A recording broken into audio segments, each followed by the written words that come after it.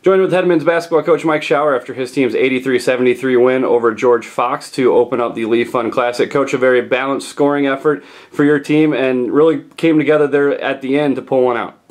Yeah, thankful. You know, if you're in the business long enough, you don't apologize for wins. And, you know, tonight was kind of a capsule a little bit of what I think we've looked like in practice and scrimmages and some of the early games. We had stretches we looked really, really good, and you could start to see why I'm excited about some of these young guys.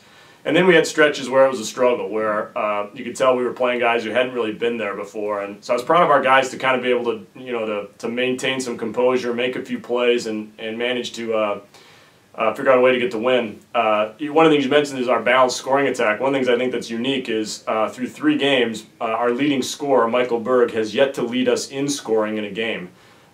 We've had Ricky lead us one night, Bernie lead us one night, and Murad lead us one night.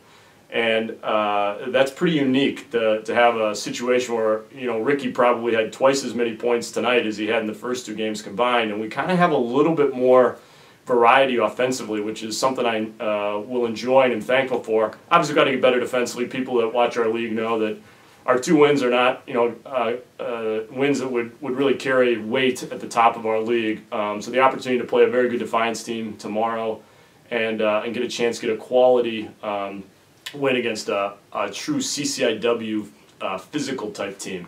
You mentioned Ricky Samuelson, 6 3-pointers tonight, 5 in the first half. Talk a little bit about the impact that he made on your team, especially there in the first half where he seemed to be hitting everything.